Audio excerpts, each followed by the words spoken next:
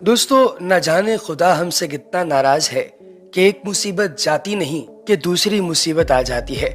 दोस्तों, बारिशें जिन्हें खुदा की रहमत कहा जाता है, हम पाकिस्तानियों के लिए बेपनाह जगहों पर ये ज़हमत बन चुकी हैं।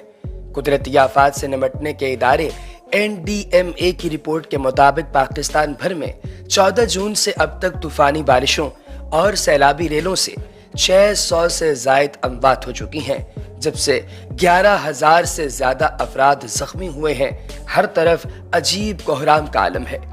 NDMA की 18 अगस्त की रिपोर्ट ये बताती है कि सबसे ज्यादा जानी नुकसान बलूचिस्तान में हुआ है, जहां 202 मौत हुई हैं, जबकि सिंध में 149, पंजाब में 144, खैबर पख्तूनख्वा में 135 अमवात रिकॉर्ड की गई हैं।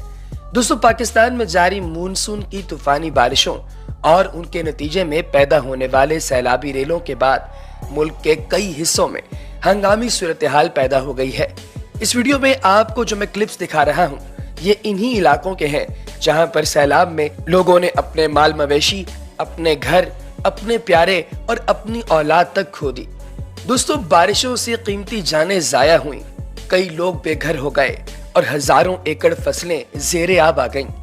मुतासिरीन का ये शिकवा है कि इमदादी कार्रवाइयां नाकाफी होने की वजह से ज्यादा नुकसान हुआ है, जबकि इंतजामिया ये कहती है कि इमदादी सरगर्मियां बर वक्त होने की वजह से नुकसान कम हुआ है।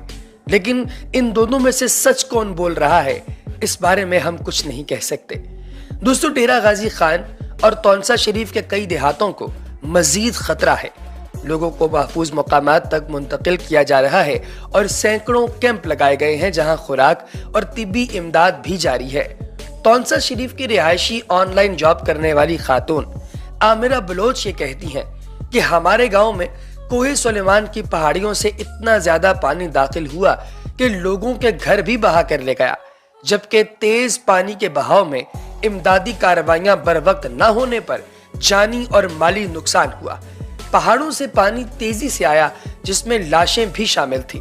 उन्होंने कहा कि लोगों की फसलें भी ज़ेरे आब आ गईं और खाने पीने का सामान भी बह गया। लोगों को फिक्र है कि अब अनाज नहीं है और जो उगाया जा रहा था वो भी ज़ेरे आब आ गया है। इस साल चूल्हे कैसे जलाए जाएंगे और इस साल क्या खाया जाएगा? आमिरा ये भी कहती हैं कि उनके इलाके में कोई हुकूमती सरगर्मियां नहीं हो रही और सरकार इस जानिब तवज्जो ही नहीं दे रही। लोग अपनी मदद आप के तहत एक दूसरे को बचाने की कोशिश करते रहे, सिर्फ बयानात की हद तक इमदाद की जा रही है।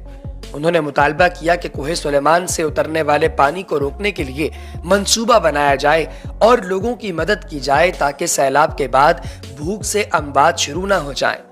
दोस्तों, director general rescue 1122 Rizwan Nasir ने कहा कि अब तक डेरा गाजी खान और तौनसा में बारिशों से आने वाले सैलाब में 31 से जायद अफराद हलाक हो चुके और मुतअद्दिद लापता है।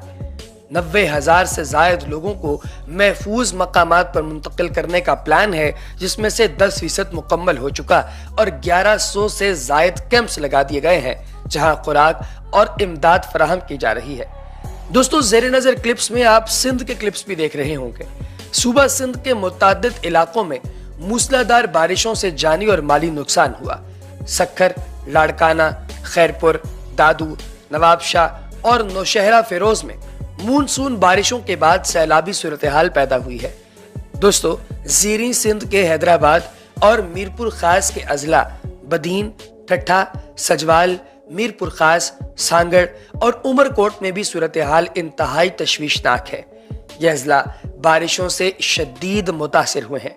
इन तमाम अजला में खड़ी फसलें तबाह हो गईं, जबकि बड़ी तादाद में कच्चे मकानात गिर गए।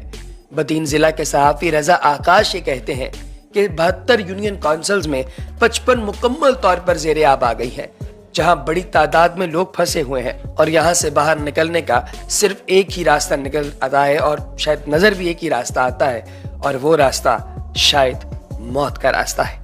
दोस्तों, इस इलाके के लोगों के बच्चे, छोटे छोटे बच्चे, जिनमें से कुछ तो अभी पैदा तक नहीं हुए, वो बच्चे भी मर गए। दोस्तों, इरफान गुरमानी नामी एक शख्स ने एक वीडियो क्लिप बनाया है, जिस वीडियो क्लिप को अगर आप गौर से देखें तो ये ड्रोन फुटेज है इस पूरे इलाके के अंदर बसने वाले कोहराम, इमदादी सरगर्मियों और उन तमाम गांवों की جن گاؤں میں آپ کو صرف اور صرف درخت دکھائی دیں گے، گھر تباہ و برباد ہوئے۔